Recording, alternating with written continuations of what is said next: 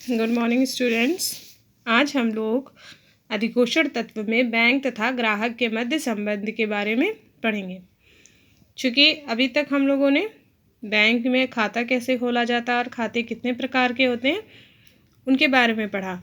अब जब खातों के संबंध में लेन देन होता है तो बैंक और ग्राहक के बीच एक विशेष संबंध बन जाता है, यानी कि दोनों के बीच में एक संबंध होता है। अब उसी संबंध के बारे में हम लोग पढ़ेंगे।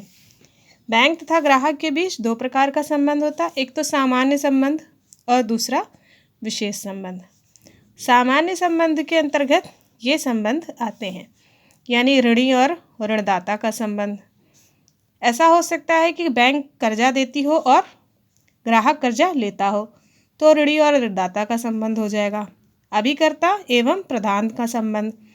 बैंक में खाता खुला है और पैसा जमा करते हैं तो अभिकर्ता हो गए, और प्रधान का संबंध यानी कि बैंक में वो उसकी जमा पूंजी वो एकत्रित करता है तो प्रधान हो गया।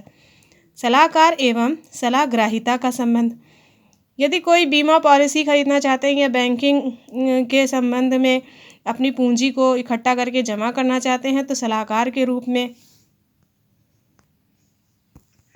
यानी कि बैंक और ग्राहक के बीच में सलाहकार का संबंध।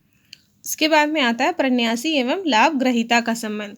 क्योंकि ऐसा देखा जाता है कि जब बैंक में खाते खुले होते हैं तो बहुमूल्य जेवर और भी बहुत सारी संपत्तियां लॉकर में रखने के लिए ग्राहक लोग जाते हैं। उस समय प्रन्यासी ट्रस्टी हो जाता है, और लाभ ग्रहीता कौन होता है कि ग्राहक को ये लाभ होता है कि उसकी जो भी संपत्ति होती है वो चोरी से बच जाती है या वो कोई भी दुर्घटना से बच जाती है। उसके बाद में निक्षेपकर्ता एवं निक्षेप ग्रहीता का संबंध। निक्षेपकर्ता तो ग्राहक माना जाता है क्योंकि वो अपनी छोटी छोटी बचतों को, निक्षेप का मतलब होता है एक जगह धीरे धीरे किसी चीज़ का इकट्ठा होना, ठीक है, निक्षेपकर्ता बन जाता है। और निक्षेप ग्रहीता इसलिए कहते हैं क्योंकि वो पूंजी बैंक क्या करता है या बैंकर क्या करता है, पूंजी को इकट्ठा करता है। उसके बाद में आता है विशेष संबंध। विशेष संबंध में चेक का भुगतान करने संबंधी, चेक का जितना भुगतान करने का दायित्व होता है वो बैंक पर होता है। खाते की गोपनीयता बनाए रखने का संबंध। विशेष संबंध में दो ये संबंध आते हैं जो भी कि बहुत ही अधिक महत्वपूर्ण है। चलिए सामान्य संबंध को हम डिस्क्राइब करते हुए पढ़ लेते हैं। सामान्य संबंध में पहला क्या संबंध पढ़ा था, ऋणी और ऋणदाता का संबंध।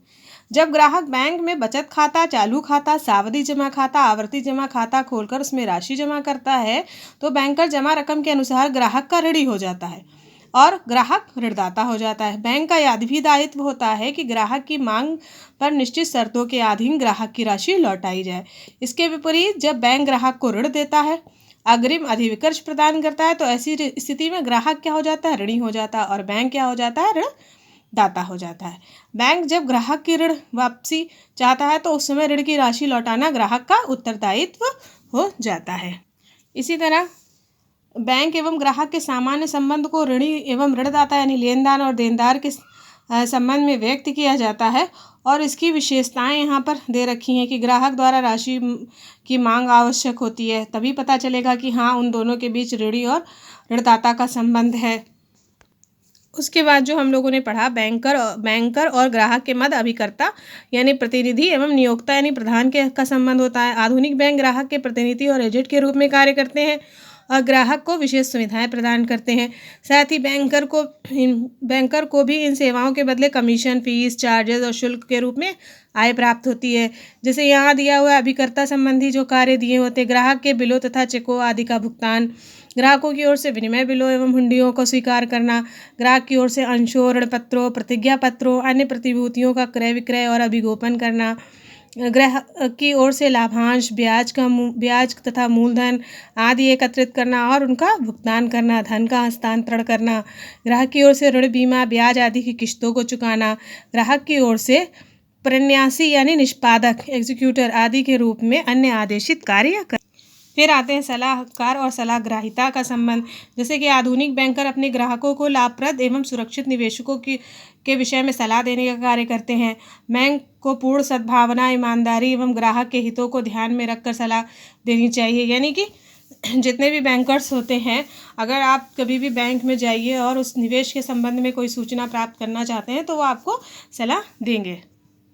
फिर आता है प्रन्यासी एवं लाभग्रहिता का संबंध। यदि कि बैंकर कभी कभी अपने ग्राहकों की मूल्यवान संपत्तियों, कंपनियों के अंशों, ऋण पत्रों, जायदाद के पत्रों को सुरक्षा यानी सेफ कस्टडी में रखते हैं। अपने हिताधिकारी से कुछ शुल्क प्राप्त करके बैंक उक्त वस्तुओं की अभिरक्षा करता है। इस प्रकार वस्तुओं का स्वामित्व ग्राहक के पास हो जाता है और बैंक इनका न्यासी यानी कि प्रन्यासी ट्रस्टी बन जाता है। उसके बाद में आता है विशेष संबंध। विशेष संबंध में तो जैसे बताया कि चेकों का भुगतान करना और चेकों के भुगतान करने का दायित्व होता है, यानी बैंक द्वारा ग्राहकों से स्वीकार की गई जमाएं बैंकर के लिए दायित्व होती हैं, जिनके मांगने पर भुगतान करना होता है। ग्राहक द्वारा बैंक में चालू खाता अथवा बचत खाता खोलने पर बैंक का यह वैधानिक उत्तरदायित्व होता है कि ग्राहकों द्वारा उचित ढंग से लिखे व प्रस्तुत किए गए चेकों का यथासमय उचित विधि से भुगतान करें।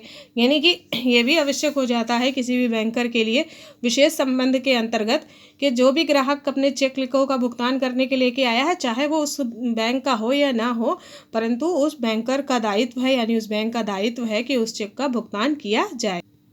और दूसरा, खातों की गोपनीयता बनाए रखना। खातों की गोपनीयता बनाए रखना ये विशेष संबंध इसलिए कहलाता है क्योंकि ग्राहक क्या जो भी खाते की जो है स्थिति होती है या खाते का विवरण होता है वो बहुत ही इम्पोर्टेंट होता है और वो उसके लिए गोपनीय होता है। और गोपनीयता बनाए रखना बैंकर का कार्य होता है ताकि वो किसी और अन्य व्यक्ति, किसी अनजान व्यक्ति या किसी भी व्यक्ति को उस ग्राहक की कोई भी सूचना उपलब्ध ना कराए जब तक कि वैधानिक रूप से उसे उपलब्ध कराने के लिए ना कहा जाए। तो बैंकर और ग्राहकों के मध्य संबंधों की श्रृंखला में बैंकर का ये दायित्व अपने ग्राहक के खातों के संबंध में कोई भी जानकारी किसी तीसरे पक्ष को प्रकट ना करें और अपने ग्राहक के खाते को पूर्ण रूप से गोपनीय बनाए रखें। बैंकर अपने ग्राहक के साथ जो भी लेन देन करता है उन सबका लेखा बैंकर की पुस्तिका में लिखा जाता है। अतः बैंकर के यहाँ ग्राहक का खाता ग्राहक की वित्तीय स्थिति को प्रदर्शित करता है। यदि बैंकर किसी ग्राहक के विषय में किसी अन्य व्यक्ति को कुछ तथ्य प्रकट करता है तो ग्राहक की प्रतिष्ठा को ठेस पहुंचती है, यानी कि उस पे उसे आर्थिक हानि होती है। इसलिए बैंकर का ये भी उत्तरदायित्व है कि खातों की गोपनीयता बनाए रखे। धन्यवाद।